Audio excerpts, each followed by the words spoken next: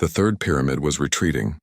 It had watched two of its kind destroyed by creatures it considered primitive. Now it was running, its faster than light drive charging. If it escaped, it would wake other devourer fleets hidden in dark space. The entire galaxy would face extinction.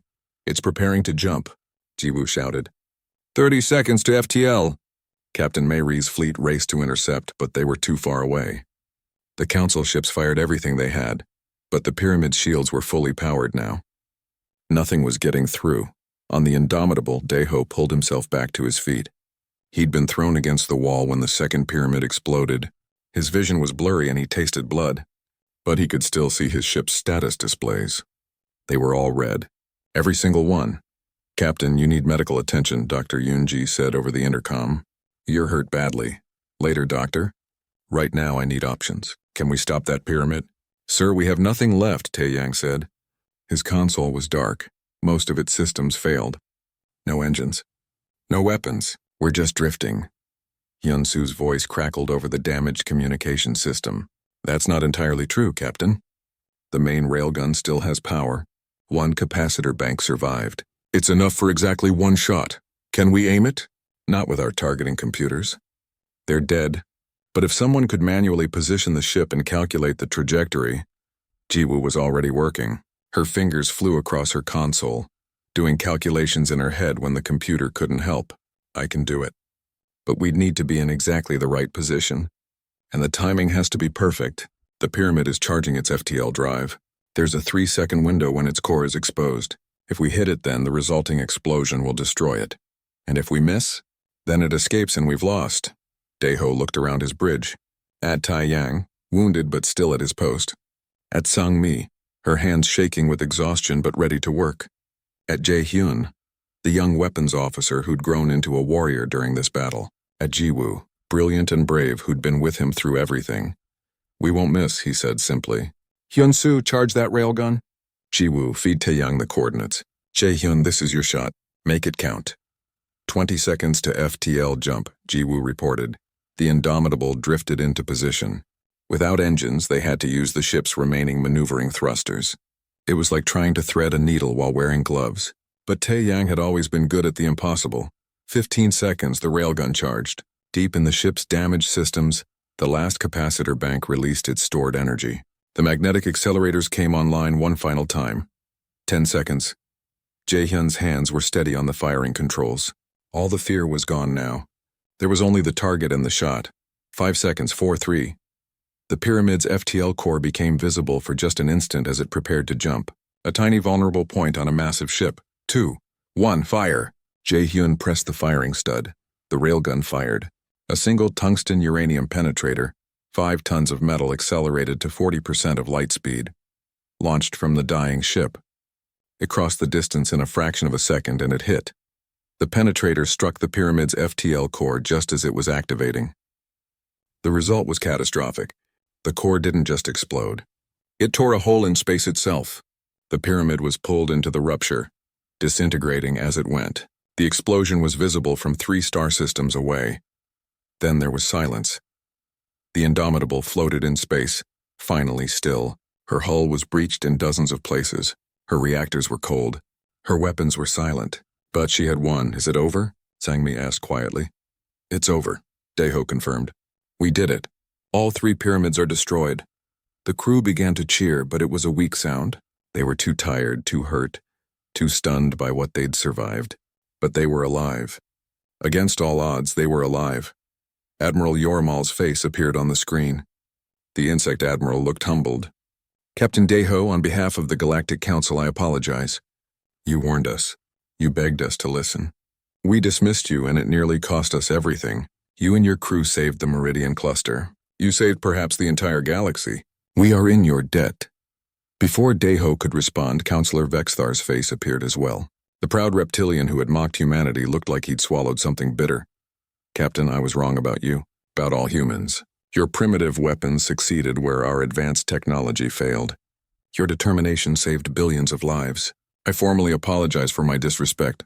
Apology accepted, Counselor, Daeho said. He was too tired to hold grudges. Now, if you'll excuse me, my ship needs help. We have casualties that need treatment and systems that need repair. The Council fleet moved in to assist. Repair ships began patching the Indomitable's hull.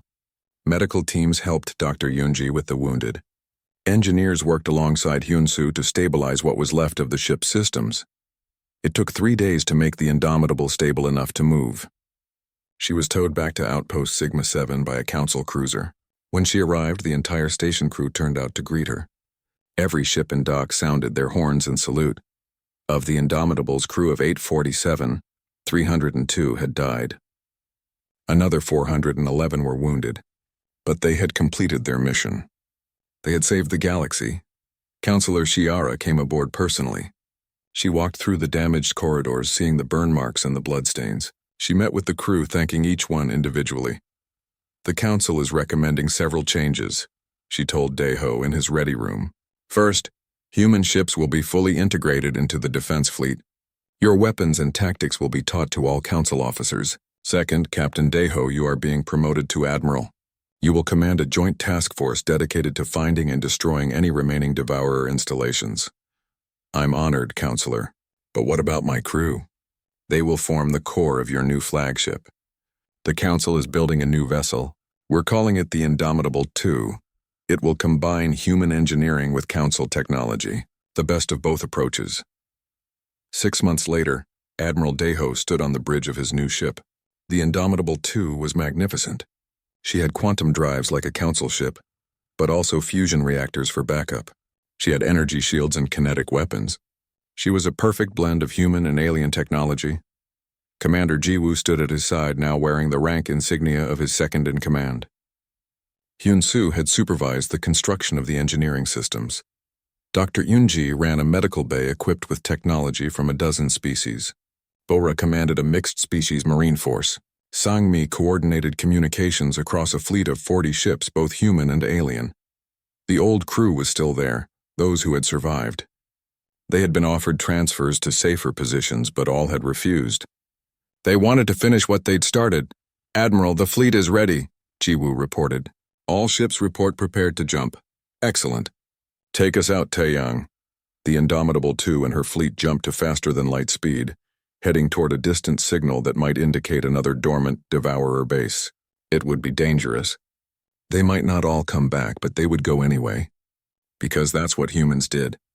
When others said something was impossible, humans tried anyway. When others ran from danger, humans stood firm. When the galaxy needed heroes, humans answered the call. The Council had learned an important lesson. Technology could be replicated.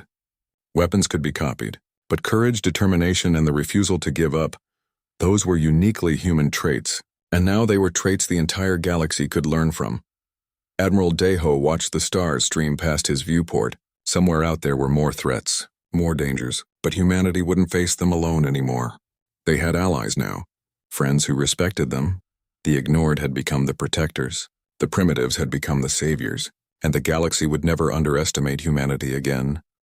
The human fleet arrived like a storm. 11 warships, all built with the same primitive technology as the Indomitable. They spread out in attack formation, their railguns already charging.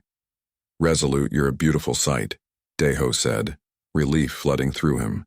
His ship was dying, his crew was exhausted, but they were no longer alone. Captain Mayri grinned on the screen. Save the compliments for later. Right now we have 2 ancient killing machines to deal with. What can you tell us? Jiwoo quickly transmitted all their tactical data. Their shields don't stop kinetic weapons effectively. Hit them with everything solid you've got. Energy weapons are useless, understood. All ships, you heard the lady. Railguns only. Let's show these machines what humanity is made of. The human fleet attacked in perfect coordination.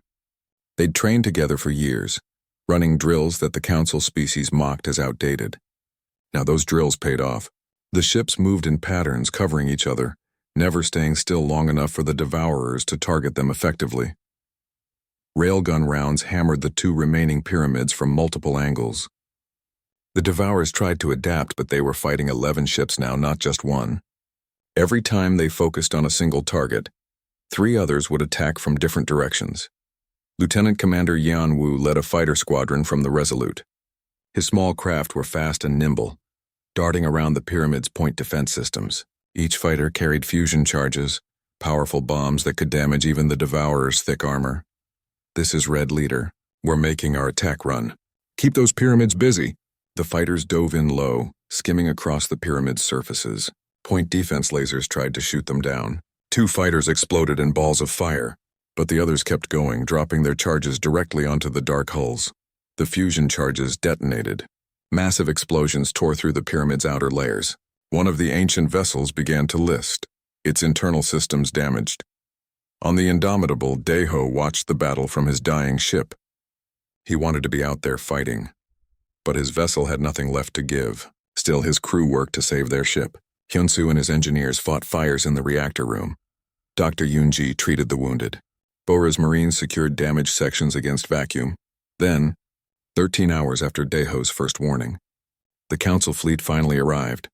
Admiral Yormal's flagship was massive, 3 times the size of any human vessel.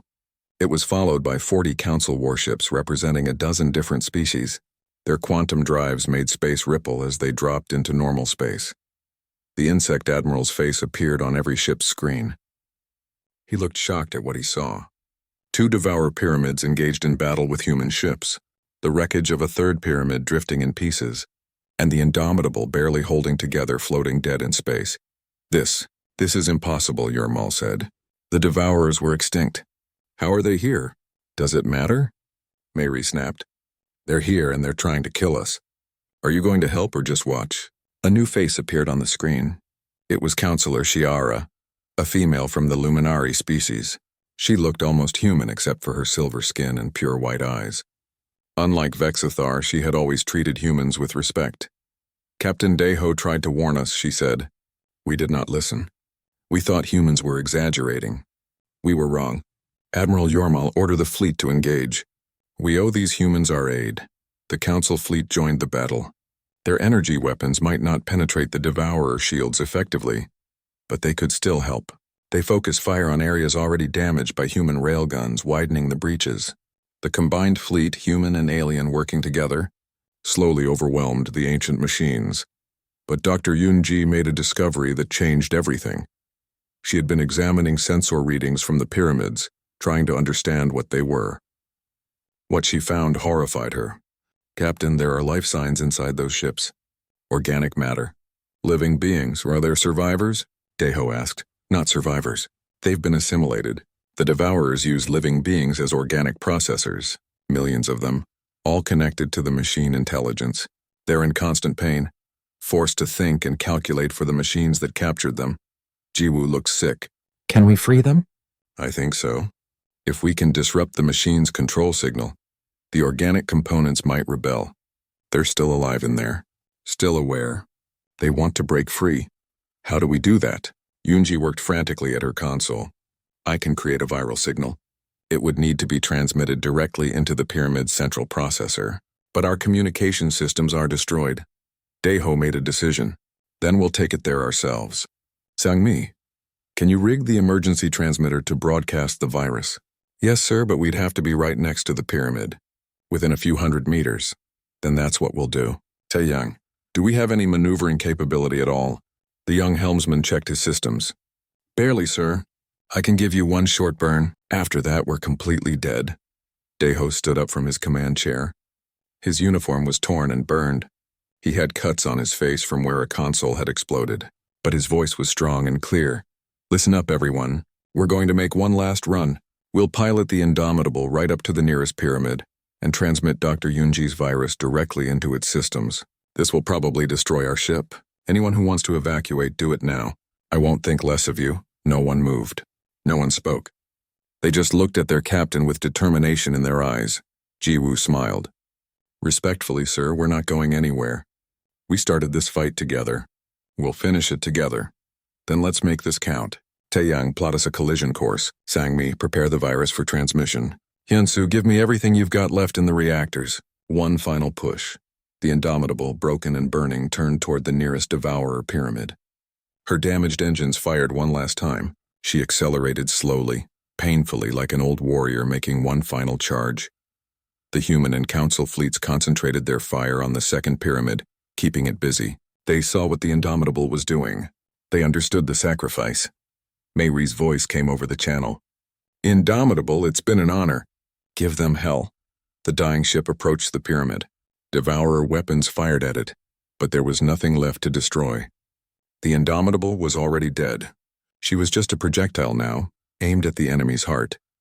Bo-Ra and her marines fought off boarding drones one last time. Hyun-Soo watched his reactor gauges climb into the red zone. Hyunji held onto her console as the ship shook violently. Jae-Hyun at his weapons station whispered a prayer. 300 meters. 200. 100, now. Daeho shouted. Sangmi activated the virus transmission. The signal flooded into the pyramid systems, reaching the millions of assimilated beings trapped inside. They heard it. They understood it. And they rebelled. The pyramid began to tear itself apart from within. The organic processors, freed from the machine's control, turned against their captors. Systems failed. Power cores overloaded. The ancient vessel screamed in what might have been agony. The Indomitable drifted past the dying pyramid, her mission complete. On the bridge, the crew watched as the second Devourer began to collapse. But there was still one left. The Indomitable raced toward the 3 pyramid ships. On the bridge, the crew worked with intense focus. Everyone knew this might be their last fight. But no one showed fear. They were professionals and they had a job to do. Distance to target? Daeho asked. 20,000 kilometers in closing, Jiwoo reported. The Devourers haven't changed course. They're still heading straight for the Meridian cluster. Maybe they don't see us as a threat, Ensign Jae-Hyun said from the weapons console. He was young, barely 22, and his hands trembled slightly as he prepared the targeting systems. Good, Daeho replied. Let's make sure they regret that mistake. Commander Jiwoo. Send one more emergency transmission to the Council. Full sensor data. Visual confirmation. Everything we have. Sending now, sir. Hyun-Soo's voice came over the intercom from engineering. Captain, I've been analyzing the Devourer shields. I think I've found something important. Go ahead. Their defensive systems are designed to counter energy weapons. Plasma cannons, particle beams, quantum disruptors. All the advanced weapons the Council uses. But they haven't encountered kinetic weapons in thousands of years. They might not be optimized against solid projectiles. A slow smile spread across Daeho's face. You mean our railguns might actually work? It's possible, sir. Their shields might treat metal slugs as debris instead of weapons. We won't know until we try. Jiwoo looked at the captain. If we're wrong, we'll be dead in seconds. If we do nothing, 40 billion people die. I'll take those odds. Jae-Hyun, target the nearest pyramid. Load all railguns with armor-piercing rounds. On my mark, fire everything we have. Yes, sir. The Indomitable closed to 10,000 kilometers.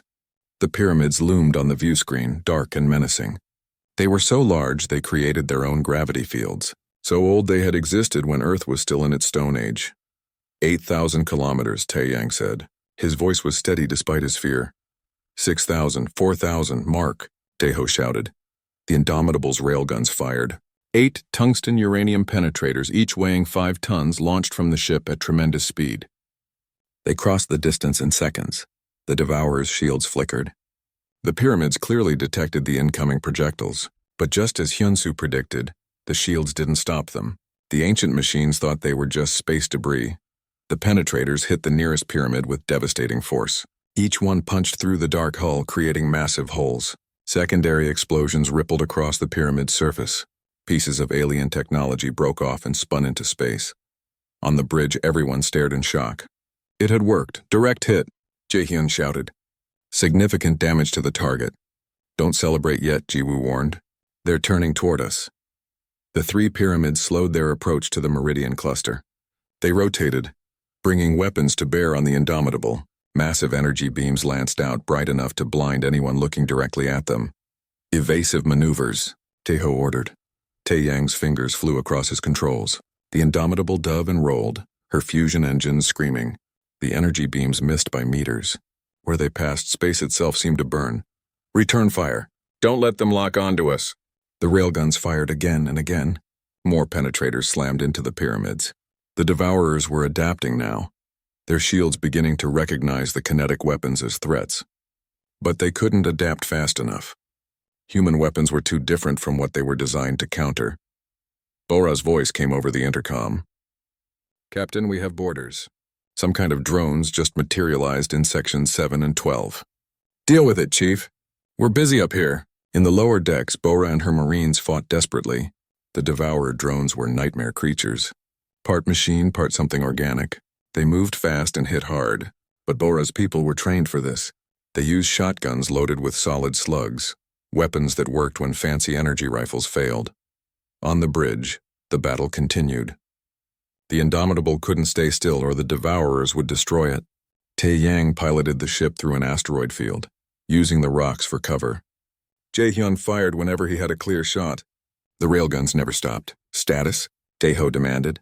Hull breaches on decks 3, 5, and 9, Jiwoo reported. Shield generators at 30%. Port railgun offline. Starboard railgun overheating. We've taken heavy damage, but we're still fighting. Dr. Yoonji was working frantically in the medical bay. Casualties kept coming in. Burns, broken bones, decompression injuries. She moved from patient to patient, doing what she could.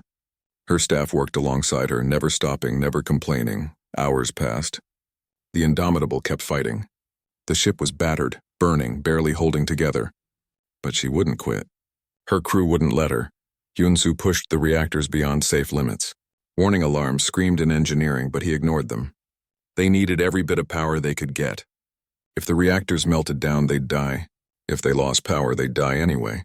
Better to go down fighting. Sang-mi coordinated damage control teams throughout the ship. Fires in Section 4. Hull breach in Section 10. Life support failing in Section 6. She sent teams to each emergency, directing them with calm precision even as explosions rocked the ship around her. Captain, one of the pyramids is breaking off, Jiwoo shouted. It's damaged. Moving away from the fight, Daeho allowed himself a moment of hope. Focus all fire on it! Bring it down! The Indomitable's remaining weapons concentrated on the damaged pyramid. Railgun rounds tore through its wounded hull. Secondary explosions cascaded across its surface. The geometric patterns flickered and died. Then, with a flash of light that outshone nearby stars, the pyramid exploded. Its antimatter reactor went critical, destroying the ancient vessel completely. One down. Jae-hyun screamed in triumph, but the celebration was short-lived. A massive energy beam caught the Indomitable's port side. The shield generators exploded. Hull plates melted. The ship spun out of control. Tae Yang, get us stabilized, Daeho ordered, gripping his chair as the bridge tilted crazily. Trying, sir. Maneuvering thrusters are not responding. Switch to attitude control. Use anything that still works. Slowly, painfully, the Indomitable stopped spinning, but she was hurt badly now. Main power was failing. Life support was down in half the ship. The railguns were silent, their ammunition exhausted or their systems too damaged to fire. Captain, we're dead in space, Jiwoo said quietly. We've got nothing left. Daeho looked at the view screen. 2 pyramids remained, and they were closing in for the kill. He'd bought some time. The Meridian cluster was evacuating. The Council fleet was surely on its way. But it wasn't enough. He activated the ship-wide intercom. All hands, this is the captain. We've done everything we could. We hurt them. We showed them that humans don't back down. It's been an honor serving with you all. The crew waited for death to come. The pyramids approached, their weapons charging for the final strike. Then, impossibly, new contacts appeared on the sensors.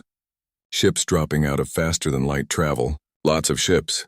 Sang-mi stared at her console in disbelief. Captain, I'm reading multiple human vessels. It's the Second Fleet. On the view screen, a woman's face appeared. She was in her 40s, wearing a captain's uniform. Her expression was fierce and determined. Indomitable, this is Captain Mei Ri of the Resolute. We intercepted your emergency transmission. Sorry we're late. Mind if we crash this party? 3 weeks passed slowly in the outer rim. The Indomitable patrolled empty space, finding nothing but asteroids and the occasional comet. The crew ran their drills, maintained the ship, and tried not to die of boredom. It was the kind of quiet duty that made people lose their edge. Then on day 22, everything changed. Lieutenant Sang-mi was monitoring the communications console during the night shift when she picked up something unusual. It was faint at first, barely more than static.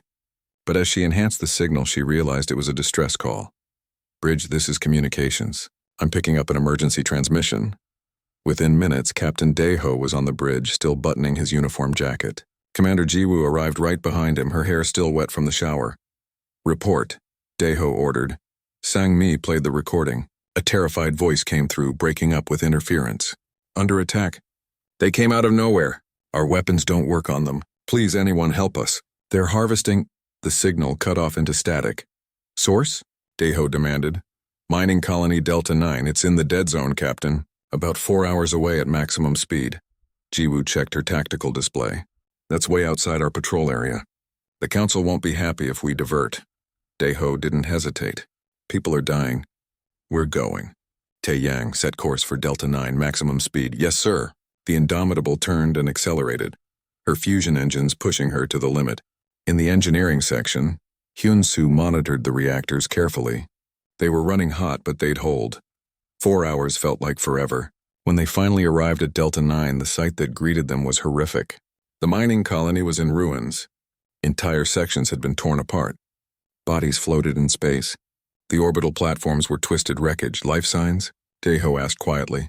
Scanning, Jiwoo said. Her face was grim.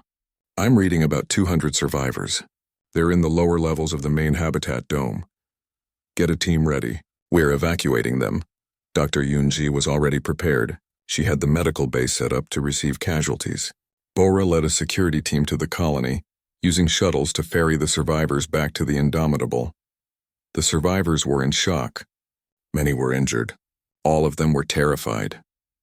Dr. Yoonji moved among them, treating wounds and offering comfort. One man, a mining supervisor, grabbed her arm. They came without warning, he said, his eyes wide with fear. Ships like nothing I've ever seen. Huge geometric shapes, dark like they were swallowing the light. Our defense weapons hit them but did nothing. Nothing. Then they started taking everything. Metal, technology, even people. They just dissolved them. Yoonji called Daeho down to the medical bay. The captain listened to the survivor's story, his face growing more concerned with each word. Did you see where they went? Daeho asked. They headed toward the Meridian cluster when they were done. Captain, you have to warn them. Those things will kill everyone. Back on the bridge, Hyun-soo was examining debris that the shuttles had brought back. Captain, I'm analyzing the damage patterns. Whatever hit this colony used technology far beyond anything the Council has. The metal isn't just melted or burned. It's been disassembled at the molecular level. Jiwoo pulled up star charts. The Meridian cluster has 40 billion people. If these attackers hit it, I know, Daeho said. He opened a channel to the Council. This is Captain Daeho of the Indomitable. We have a priority emergency. An unknown hostile force has attacked and destroyed mining colony Delta 9. The attackers are heading toward the Meridian cluster. I repeat, this is a priority emergency. It took an hour to get a response. When it came, it was Admiral Yormal's face on the screen. The insect-like alien looked annoyed. Captain Daeho, you diverted from your patrol route without authorization. Admiral, there are survivors here who will testify. You responded to a distress call from a remote mining colony. It was clearly a pirate raid. This happens occasionally in the Outer Rim. It does not constitute a priority emergency. Sir, the survivors describe ships using technology beyond Council capability. The damage patterns confirm. Counselor Vexthar's face appeared on the screen, pushing Admiral Yormal aside. Enough of this nonsense. You humans always exaggerate everything. A mining colony was raided by pirates. This is not news. Return to your patrol route immediately, or face disciplinary action. But the Meridian cluster is protected by the Council Defense Fleet. Whatever minor threat you imagine you've discovered, we can handle it. Return to your patrol, Captain. That's an order. The screen went dark. Jiwoo slammed her fist on the console. They're not listening. 40 billion people are in danger and they think we're making it up. Daeho stood silent for a moment, thinking. The Council had given him a direct order. Disobeying would end his career. It might even get his crew in trouble. But if he followed orders and the Meridian cluster was attacked... Captain? Jiwoo asked softly. Daeho made his decision. Hyun-soo, can you track the attackers? The young engineer nodded. They left a trail. Some kind of exotic particle emission. I can follow it, then do it. Tae-yang, plot an intercept course. Best possible speed. Sir, the Council ordered us back to patrol, Sang-mi said nervously. I heard the order, Lieutenant. I'm choosing to ignore it. If any crew member wants to object, now is the time. No one spoke. The crew looked at each other and then back at their captain. They trusted him. If he said there was danger, there was danger. No objections. Captain, Jiwoo said firmly. Good, let's go hunting. The Indomitable changed course, following the trail of exotic particles deeper into space. Hyunsu worked frantically at his console, trying to learn more about their enemy from the debris analysis. "Captain, I think I know what we're dealing with," he said finally. "I checked the old Earth archives. There are records from 10,000 years ago. Before the Council existed, records of a machine intelligence that nearly destroyed all life in the galaxy." "What were they called?" Daeho asked. "The Devourers. They consumed entire civilizations, used the harvested material to build more of themselves. Then they just vanished. Everyone thought they were extinct. Apparently not," Jiwoo said grimly. 2 days later, they caught up. The sensors showed 3 massive contacts ahead, pyramids each 5 kilometers on a side. They were dark, their surfaces covered in shifting geometric patterns. They moved inexorably toward the Meridian cluster. "How long until they reach the first inhabited planet?" Daeho asked. 6 hours, Captain, Taeyang replied. "And how long until the Council fleet could get here?" Jiwoo checked. 14 hours, minimum." Daeho looked at the 3 enormous ships on his display. The Indomitable was tiny compared to them. 1 small human warship against 3 ancient killing machines. If they fought, they would probably die. But 40 billion people lived in the Meridian cluster. Families, children, people who had no idea death was coming for them. "Sound battle stations," Daeho ordered. "All hands to combat positions. Load the railguns. Charge the secondary batteries. We're going in." "Sir, we can't win this fight," Sangmi said. Daeho smiled grimly. "We don't have to win, Lieutenant. We just have to slow them down. Buy time for those people to evacuate. Buy time for the Council fleet to arrive. And if we can't slow them down, then we make them remember that humans don't quit. Not ever." He settled into his command chair. "Take us in." The stars stretched endlessly across the viewport as Captain Daeho stood on the bridge of his ship. The Indomitable was not a beautiful vessel by galactic standards. Her hull was thick metal plates bolted together. Her weapons were simple railguns that fired solid metal projectiles. Her engines burned fusion reactors instead of the fancy quantum drives that other species used. But she was human, and she was his. Daeho had commanded the Indomitable for 7 years now. He was 48 years old with gray starting to show at his temples. His uniform was crisp and clean, but his eyes showed the tiredness of a man who had seen too many battles. Still, he stood straight and proud as his ship approached Outpost Sigma 7. "Captain, we're receiving docking instructions from the station," said Lieutenant Sang-mi from the communications console. She was young, maybe 25, with sharp eyes that missed nothing. "Thank you, Lieutenant." "Ensign Taeyang, take us in nice and slow," Daeho ordered. The young helmsman nodded, his hands steady on the controls despite his nervousness. This was only his 3rd mission outside of Earth's solar system. The Indomitable moved forward smoothly, passing dozens of other ships in the station's orbit. Those other ships were beautiful. They were made by alien species who had been traveling through space for thousands of years. The ships were sleek and elegant, with smooth hulls that seemed to glow with inner light. Their shields shimmered like soap bubbles in the sun. Their weapons could tear apart asteroids with beams of pure energy. Next to them, the Indomitable looked like a floating brick. Commander Jiwoo walked up beside Daeho. She was his first officer, a woman of 36 with a no-nonsense attitude and brilliant tactical mind. "The Council ships are ignoring our hails," she said quietly. "Not surprising," Daeho replied. "They always do." Humanity had joined the Galactic Council only 80 years ago. To the other species who had been part of the Council for centuries, humans were newcomers, primitives, children playing with toys they barely understood. The fact that human ships still used ancient technology like kinetic weapons and physical armor only made the other species look down on them more. The Indomitable docked at the station without incident. Daeho gathered his senior officers and headed to the Council briefing room. Lieutenant Hyun-soo, the chief engineer, walked with them. He was only 30 years old, but already one of the best engineers in the human fleet. He constantly tinkered with the ship's systems, always trying to make them better. Dr. Yoon-ji, the ship's doctor, joined them as well. She was a kind woman in her early 40s who cared deeply about every member of the crew. She carried a datapad with the crew's medical reports, ready for the standard health inspection the Council required. The briefing room was huge. Representatives from 20 different species sat around a circular table. Some looked almost human.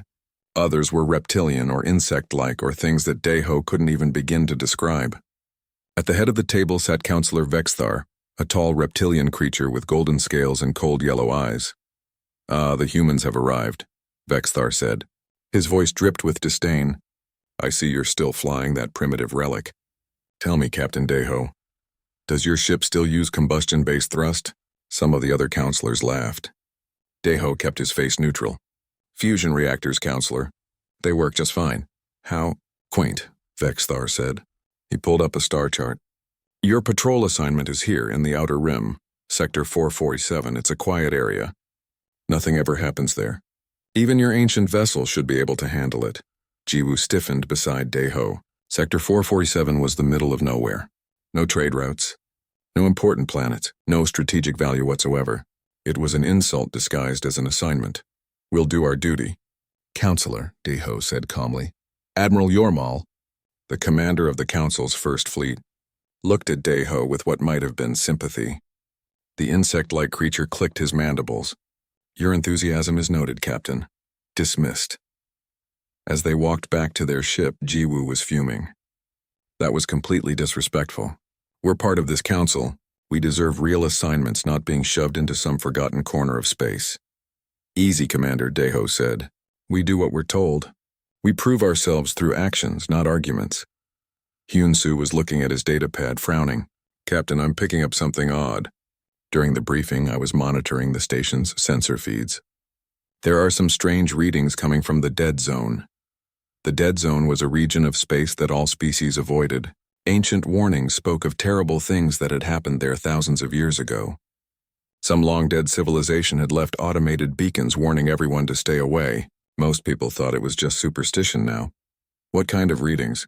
Deho asked. "I'm not sure. Energy signatures that don't match anything in our database, and several of the warning beacons have stopped transmitting." Jiwoo looked concerned. "That's definitely worth investigating. We should report it." They returned to the council chamber. Vexthar looked annoyed at their return. "What is it now, Captain?" "Counselor, our sensors have detected unusual activity in the dead zone. Warning beacons are failing. We believe it warrants investigation." Vexthar waved a dismissive claw. "Your sensors are malfunctioning. Human technology is notoriously unreliable. The dead zone is empty. It has been for 10,000 years. There is nothing there but old ghost stories." "But sir," Jiwoo started. "Enough," Vexthar snapped. "Return to your ship and proceed to your assigned patrol route. If you waste the Council's time again with false alarms, there will be consequences." Dismissed. There was nothing more they could say. They returned to the Indomitable in silence. On the bridge, Deho settled into his command chair. The crew moved efficiently around him, preparing the ship for departure. These were good people. Skilled, dedicated, brave. They deserved better than to be treated like children by species who thought they were superior. "Course laid in for Sector 447, Captain," Tae Yang reported. "Take us out, Ensign. Standard cruise speed." The Indomitable pulled away from the station, her fusion engines glowing blue as she accelerated. Behind them, the gleaming council ships remained docked, their crews safe and comfortable. Jiwoo stood beside the captain's chair. "You think there's really something in the dead zone?" Deho watched the stars slide past. "I don't know. But Hyun-soo is good at his job. If he says there's something unusual, I believe him. The council won't. No, they won't." Deho leaned back in his chair. "We'll do our patrol. Keep our sensors active. If something does happen, we'll deal with it." Chief Petty Officer Bora, the Master-at-Arms, entered the bridge. She was a tough woman in her mid-30s who led the ship's security forces. "Captain, the crew is requesting permission to run combat drills during the patrol. They're getting bored." Deho smiled slightly. "Granted. It'll keep everyone sharp."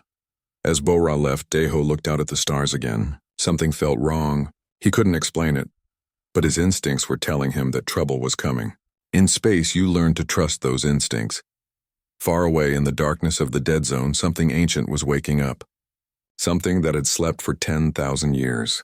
The warning beacons continued to fail, one by one, their final messages lost in the void, and the Indomitable sailed onward, unaware that everything was about to change.